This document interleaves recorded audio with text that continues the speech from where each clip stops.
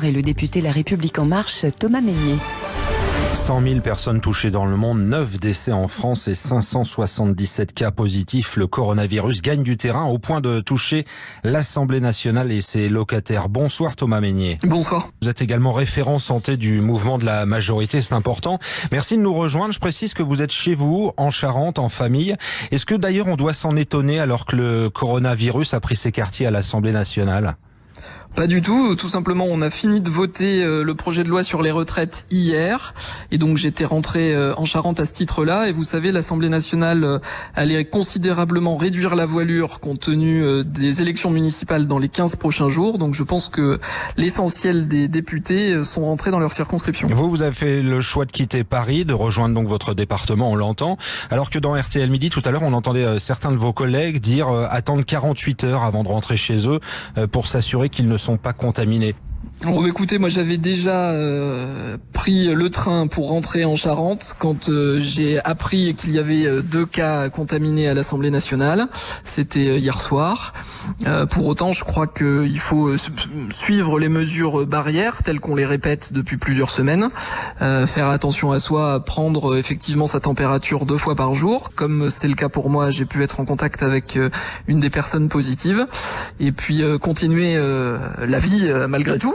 Mon retour en Charente est le retour d'un député dans sa circonscription de la façon la plus classique qui soit. Et j'avais des rendez-vous ce matin en Charente que j'ai honoré comme d'habitude, tout simplement en m'assurant des règles simples, de pas serrer les mains, de se les laver régulièrement. Il n'y a pas de mesures supplémentaires que ces mesures simples qu'on répète depuis plusieurs semaines déjà. Quand vous avez quitté l'Assemblée hier, quelle était l'ambiance justement au sein des députés ? On était surtout soulagés d'avoir fini l'examen de ce texte important qui est celui des retraites, conscient aussi qu'il fallait s'engager dans la campagne municipale qui arrive et puis évidemment avec des questions comme tout le monde sur le coronavirus et l'épidémie en cours. Justement, est-ce que vous avez une crainte que ça se répande là chez les députés ? On sait que le bar, le restaurant de l'Assemblée ont été fermés aujourd'hui. Vous l'avez dit, il y aurait une pause de 15 jours. On vous a demandé de respecter les consignes sanitaires ?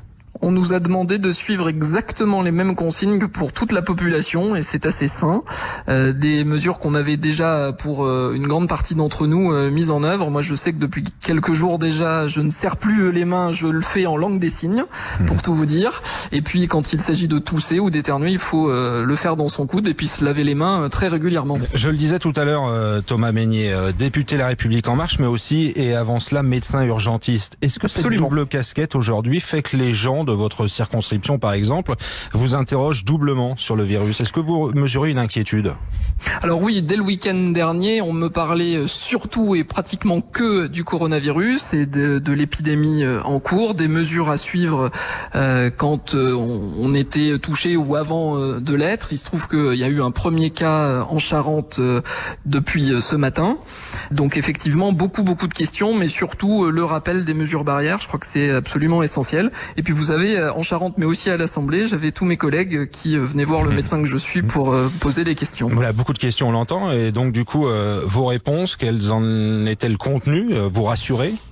D'abord beaucoup de réassurance, ne pas tomber dans la psychose collective.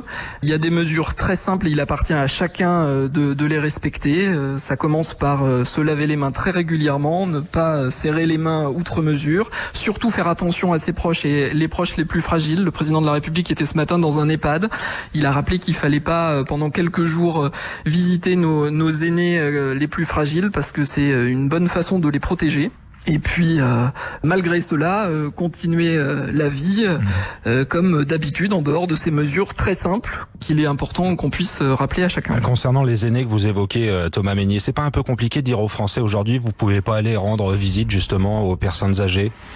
Je comprends tout à fait que ce soit une demande un peu compliquée qu'on formule, parce que ce sont nos aînés, nos grands-pères, nos grands-mères, et qu'on veut aller les voir, surtout que les journées peuvent paraître encore plus longues dans ce contexte d'épidémie et d'inquiétude. pour autant, vraiment, c'est de notre responsabilité que de se faire violence. On peut toujours leur téléphoner, mais il faut à tout prix éviter, freiner la propagation du virus, notamment dans ces maisons de retraite où ce sont nos aînés qui sont les plus fragiles, car je le répète, dans l'immense majorité des cas, le virus peut donner très peu de symptômes ou un rhume, mais il est bien plus inquiétant quand il s'agit de nos aînés et des personnes les plus fragiles. Voilà, le mot que vous prononcez le plus ce soir, c'est rassurer, évidemment, par rapport à tout ce qui se passe dans notre pays, et vous conviendrez que ça s'accélère. Est-ce qu'il faut rassurer, même si on nous annonce qu'on va passer en phase 3, donc avec plus d'écoles fermées, moins de transports en commun, moins de rassemblements de masse possible ? Mais oui, il faut continuer à rassurer, surtout respecter toutes ces mesures simples que je vous ai déjà données, parce qu'il faut freiner la propagation du virus et celle de l'épidémie pour que le pic soit aussi et l'épidémie soit moins forte. Effectivement, c'est un virus qu'on connaît peu, qui a fait son apparition récemment. Pour autant, on voit bien que avec des mesures simples, on peut limiter son évolution. La phase 3, le médecin urgentiste que vous êtes, la pronostic pour quand ? Quelques jours, 1 à 2 semaines ?